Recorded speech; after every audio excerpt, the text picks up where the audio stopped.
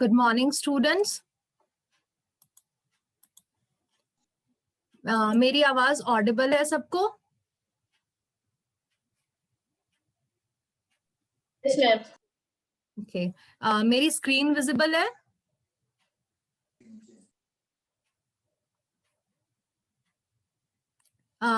Please unmute होकर के कोई आंसर करे, क्या मेरी स्क्रीन विजिबल है? Yes, ma'am. Visible. Yes, ma'am. Yes, ma'am. Okay, mute yourself. So students, before we begin the class, जब भी मैं कोई क्वेश्चन पूछूंगी तो आप लोग चैट बॉक्स में आंसर करेंगे। जिस स्टूडेंट को मैं डायरेक्ट करूंगी बस वो ही अनम्यूट हो करके आंसर करेगा, अदरवाइज कोई स्टूडेंट खुद से खुद को अनम्यूट नहीं करेगा। किसी को कोई भी क्वेरी होगी तो वो चैट बॉक्स में मैसेज ड्रॉप करेगा। So let's start the class students. This is our mathematics class. Which indoor game is played using this?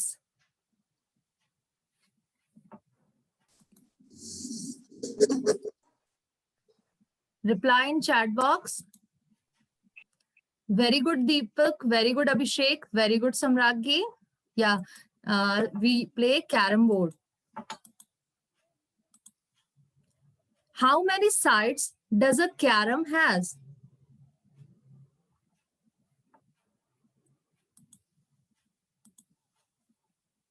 Very good, Deepak. It has 4 sides. Very good, Abhishek, Samraghi. Very good, students.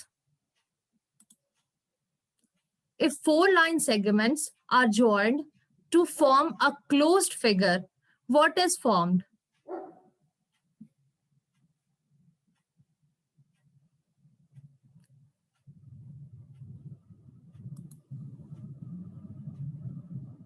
Very good, Deepak. Yeah, rectangle and a square, Abhishek. So how will you define a square in mathematical terms? So today, students, we will study about square.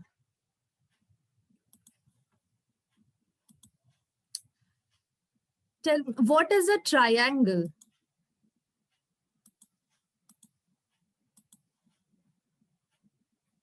So Deepak, please unmute yourself and answer. Ma'am, having 3 sides. Triangle having 3 sides. Good, Deepak. Please try to answer in full sentence. It is an closed figure having 3 sides. Very good, Deepak. Very good, Samraghi, Abhishek. आप सब बहुत अच्छा answer कर रहे हैं। How many vertex and angles does a triangle has?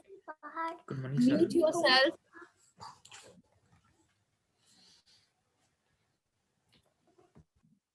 Very good, Deepak, Abhishek, Samraghi. Yeah, it has 3 vertex and 3 angles.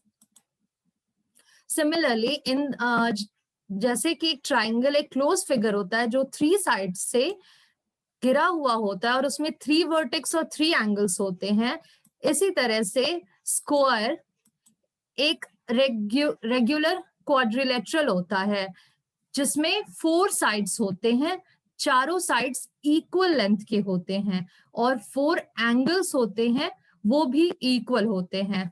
तो we will define a square as the square is a regular quadrilateral which has all the 4 sides of equal length. That means 4 sides हैं और वो सब equal length के हैं, यानी उनका size equal है and all the 4 angles are also equal. The angles of the square are at right angle. हम लोगों ने जब एंगल्स पढ़ा तो उसमें पढ़ा था राइट एंगल, एक ऐसा एंगल जो 90 डिग्री का, 2 लाइन सेगमेंट जो 90 डिग्री का एंगल बनाते हैं उसे हम राइट एंगल कहते हैं। तो जो 4 एंगल्स होते हैं स्क्वायर के वो चारों 90 डिग्री बनाते हैं, चारों 90 डिग्री का एंगल बनाते हैं। A square can also be defined as a rectangle where 2 opposite sides have equal length. अगर हम रेक्टेंगल के तरीके से इसे डिफाइन करें तो रेक्टेंगल हम सब जानते हैं एक ऐसा 4 लाइन सेगमेंट से बना हुआ क्लोज्ड फिगर होता है जिसके अपोजिट साइड्स का लेंथ इक्वल होता है। पर यहाँ एक स्क्वायर एक ऐसा रेक्टेंगल होगा जिसमें जो दोनों अपोजिट साइड्स होंगे उन सब का लेंथ इक्वल होगा। ये एक स्क्वायर का फिगर है, हम देख सकते हैं ये मार्क शो कर रहा है कि जो सिमिलर चीजें होती हैं उनमें इस तरह का मार्क लगाते हैं। ये मार्क शो कर रहा है कि ये side this side and this side ये चारों साइड्स इक्वल हैं एंड चारों वर्टेक्स पे 90 डिग्री का एंगल बन रहा है। नाउ अब स्क्वायर की डेफिनेशन जान ली हम लोगों ने। अब स्क्वायर की विशेषताएं क्या होती है, प्रॉपर्टीज ऑफ अ स्क्वायर क्या होती है, स्क्वायर की प्रॉपर्टीज।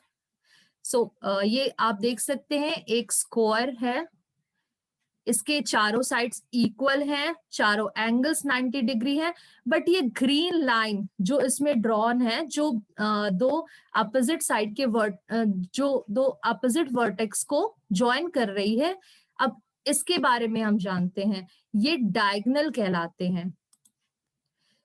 सबसे पहले जो साइड्स का के रिगार्डिंग जो प्रॉपर्टी है वो हम जान चुके हैं। All 4 sides are equal in length, opposite sides must be parallel like rhombus। Parallel उन लाइंस को कहते हैं, 2 लाइन सेगमेंट्स पैरेलल होते हैं जो किसी एंड पॉइंट पे एक दूसरे को इंटरसेक्ट नहीं करते हैं। तो यानी स्क्वायर के जो अपोजिट साइड्स होंगे वो पैरेलल होंगे। डायगोनल्स जो इस ग्रीन लाइन सेगमेंट की हमने बात की जो अपोजिट वर्टेक्स को ज्वाइन करता है, इसे हम स्क्वायर का डायगोनल कहते हैं। तो स्क्वायर में 2 कॉन्ग्रुएंट डायगोनल्स होते हैं जो एक दूसरे को राइट एंगल्स पे इंटरसेक्ट करते हैं। मतलब ये डायगोनल और ये डायगोनल, इन दोनों का जो इंटरसेक्टिंग पॉइंट होगा इस पे ये दोनों लाइन सेगमेंट या इधर के दोनों लाइन सेगमेंट ये सब 90 डिग्री एंगल ही फॉर्म करेंगे। And the diagonals bisect their interior angles. ये जो डायगोनल है वो अपने इंटीरियर एंगल को बाइसेक्ट, यानी इस एंगल को, ये 90 डिग्री यहाँ फॉर्म होता है, इस दोनों लाइन सेगमेंट इस वर्टेक्स पे ये डायगोनल फॉर्म हुआ, ये डायगोनल इस इंटीरियर एंगल को बाइसेक्ट कर रहा है, यानी ये angle 45 degree and this angle also is 45 degree. तो ये डायगोनल से रिलेटेड स्क्वायर की प्रॉपर्टी हुई। नेक्स्ट इंटीरियर एंगल्स, ये भी हमने पिछली स्लाइड में देखा कि स्क्वायर के चारों इंटीरियर एंगल्स राइट एंगल होते हैं, यानी 90 डिग्रीज फॉर्म करते हैं। नेक्स्ट अब उस डायगोनल को हम और बेहतर तरीके से समझेंगे। ये एक स्क्वायर है एंड नाउ हम अगर डायगोनल इस वर्टेक्स से ड्रॉ करते हैं तो ये डायगोनल इन दोनों वर्टेक्स को ज्वाइन कर रहा है, अगेन एक डायगोनल फॉर्म होगा और हमने प्रॉपर्टीज में देखा कि ये दोनों डायगोनल एक दूसरे को 90 डिग्री पे इंटरसेक्ट करेंगे एंड इंटीरियर एंगल को बाइसेक्ट कर रहे होंगे। So how will we define a diagonal? तो diagonal of a square is a line segment that connects 2 opposite vertices. ये 2 अपोजिट वर्टिसेस को कनेक्ट कर रहा है एक line segment. And as we have 4 vertices of a square, thus we can have 2 diagonals within a square. जब opposite vertices को ये join करता है, that means हमें 4 vertices हैं, तो हमारे पास हमेशा ही 2 diagonal होंगे। Diagonals of the square are always greater than the sides. Diagonals जो होंगे वो हमेशा side length से बड़े होंगे, यानी ये length और diagonal का length, डायगोनल का लेंथ हमेशा बड़ा होगा। नाउ अब हमने बता दिया कि डायगोनल का लेंथ बड़ा होगा, but how will we prove? हमारे पास क्या प्रूफ है या किस तरह से हम समझेंगे इस चीज को? तो आइए समझते हैं। हमने ट्राइंगल जो Pythagoras theorem right angle triangle पे बेस्ड है उसकी प्रॉपर्टी एक रिवाइज करते हैं थोड़ी सी। पाइथागोरस थ्योरम क्या कहता है कि जो राइट एंगल ट्राइंगल होता है, राइट एंगल के सामने वाला जो साइड होता है वो सबसे बड़ा होता है, और ये दोनों साइड जो होते हैं इन दोनों के स्क्वायर का सम इस सबसे बड़े वाले साइड के स्क्वायर के इक्वल होता है। इससे जब हम रिलेट करेंगे एक स्क्वायर को, एक स्क्वायर है और ये एक डायगोनल है, अगर हम इस पोर्शन को शेड कर दें, इस पोर्शन को अगर हम कवर कर दें, तो हम यहाँ देखते हैं कि ये एक राइट एंगल ट्राइंगल बन रहा है, क्योंकि यहाँ पे 90 डिग्री का एंगल है। This is the hypotenuse, this is the base and this is the height. So इस पर अगर हम उस फॉर्मूले को डालते हैं तो डी स्क्वायर हमेशा ए स्क्वायर प्लस ए स्क्वायर होगा। तो जब इन दोनों के स्क्वायर का सम है डायगोनल का square, that means hence it is proved कि लेंथ ऑफ डायगोनल हमेशा स्क्वायर के साइड लेंथ से बड़ा होगा। डायगोनल स्क्वायर यानी डी स्क्वायर साइड स्क्वायर के सम का सम होगा। तो इस फॉर्मूले पे जब हम डालेंगे, पुटअप करेंगे, तो diagonal is equal to root under 2 side square. Side square plus side square simple sum की जो प्रॉपर्टी है वो उसको हम फॉलो करते हुए चलेंगे। देन वैल्यूज पुट कर देंगे, डायगोनल की जगह डी एंड साइड की वैल्यू की जगह ए। तो रूट अंडर 2 ए स्क्वायर और रूट अंडर है तो ए बाहर आ जाएगा, root under 2। So finally length of diagonal calculate होकर आता है d is equal to a, that means side length, root under root 2, where d is the length of the diagonal of a square and a is the side of the square. So here we derived the formula for calculating the length of the diagonal. If sides are given, अगर हमें ये a पता है तो हम उस square का diagonal derive कर सकते हैं।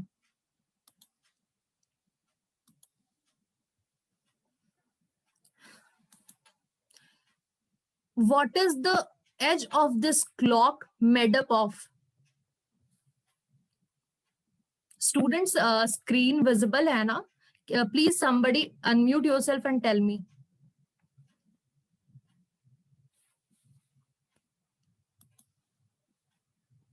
Okay, thank you Samragi. Yeah, Abhishek, this is made up of wood. Very good Samragi. How is the total boundary of a square object calculated? अगर ये स्क्वायर ऑब्जेक्ट है, अगर हम इसकी टोटल बाउंड्री कैलकुलेट करना चाहें तो किस तरह करेंगे?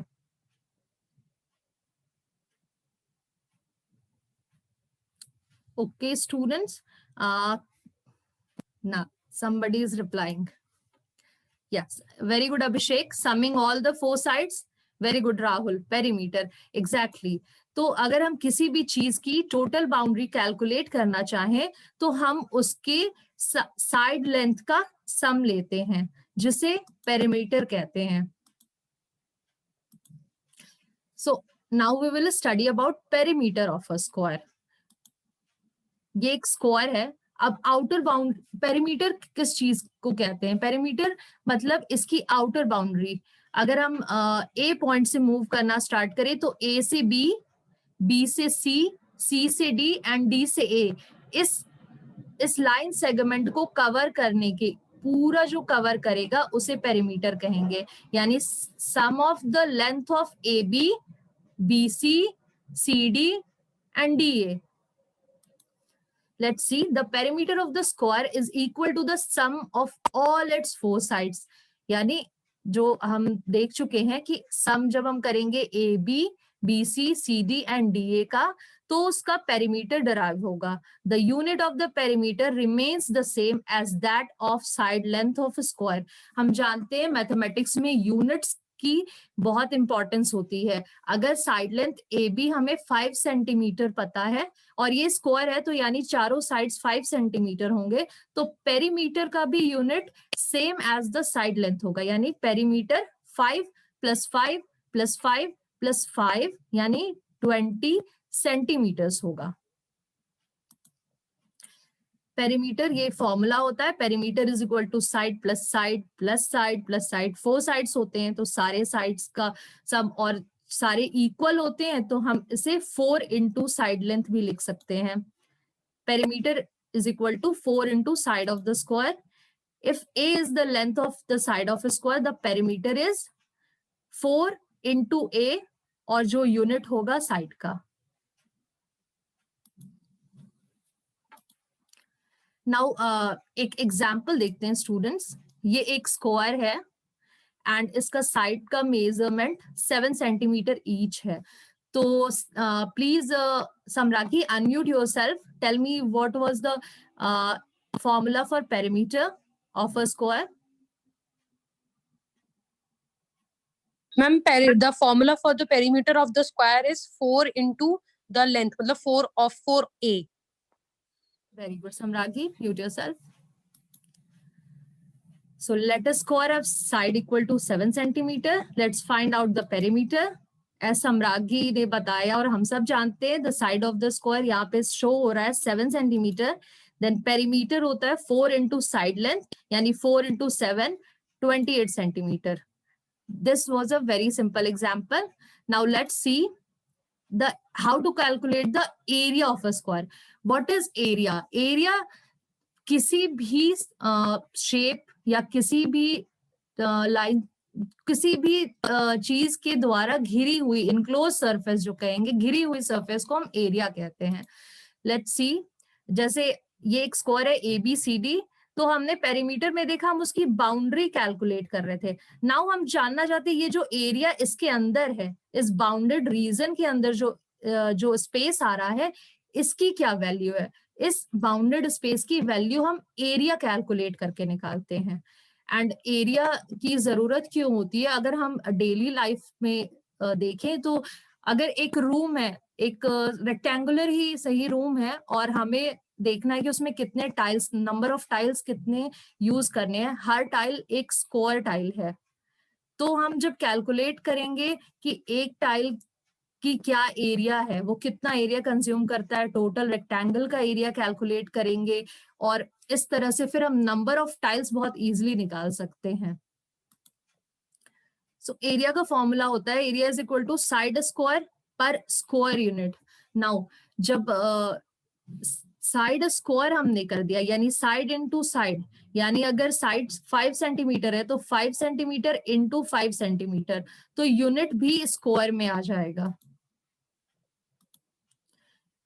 यहाँ पे अगर A is the length of the side of a square, then area is equal to A into A, यानी A square units. Let's see. अब एरिया कैलकुलेट डायगोनल फॉर्मूले से किस तरह हम करते हैं. हमने पाइथागोरस थ्योरम से देखा hypotenuse square is equal to perpendicular square plus base square होता है.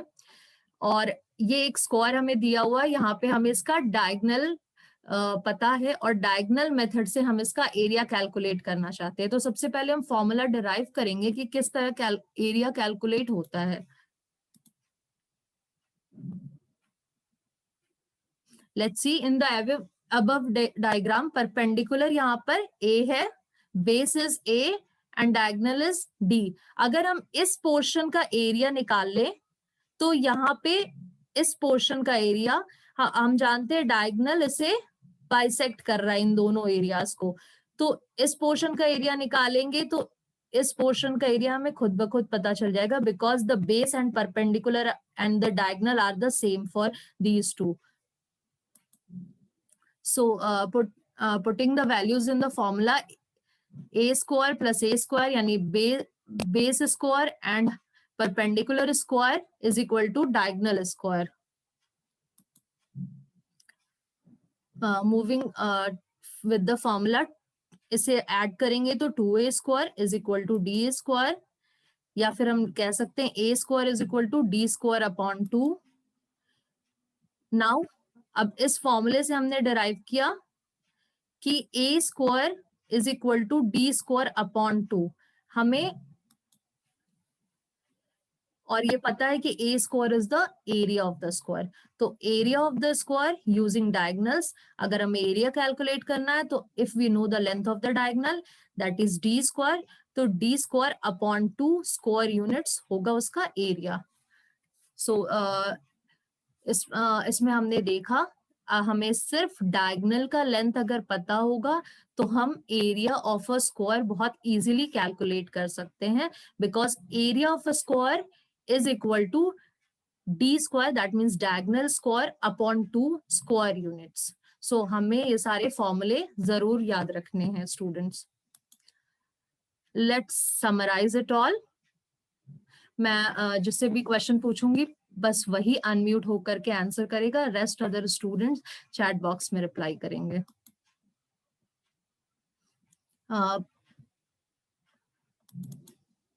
एक एग्जाम्पल देख लेते हैं। इसमें डायगोनल लेंथ हमें पता है 10 सेंटीमीटर एंड यहाँ पे साइड्स हमें नहीं पता है and we need to calculate the area. So हमें फॉर्मूला याद होना चाहिए and the formula was area of a square is equal to half diagonal square. So यहाँ पे हमने डायगोनल की जगह 10 जो वैल्यू यहाँ इस एग्जाम्पल में दी हुई है उसे पुट किया, then we calculated the area. The area is 50 centimeter square.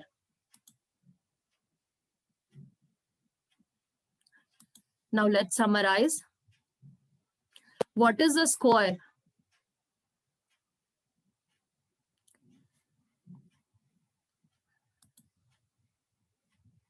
Rahul, please unmute yourself and answer.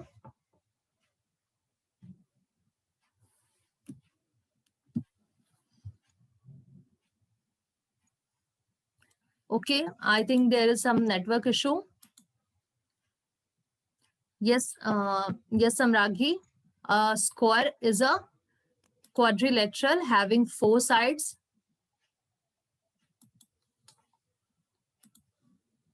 Yes, Abhishek. 4-sided regular polygon. Very good.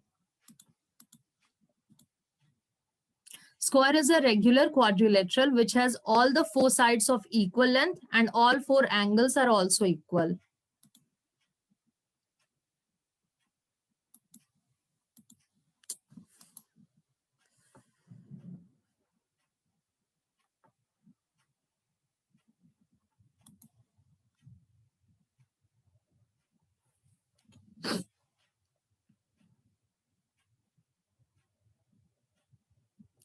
So students, what is the perimeter of a square?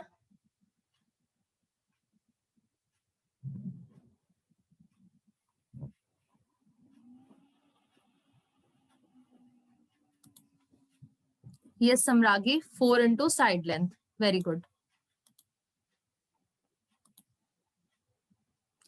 What is the area of a square?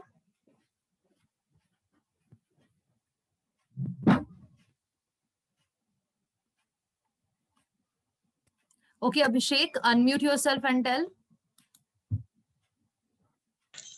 Ma'am, area of square is side into side. Very good, Abhishek.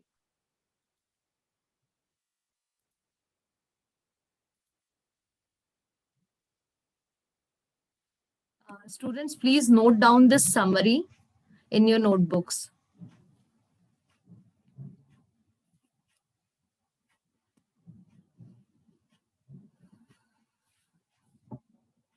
I hope आप सबने note down कर लिया होगा.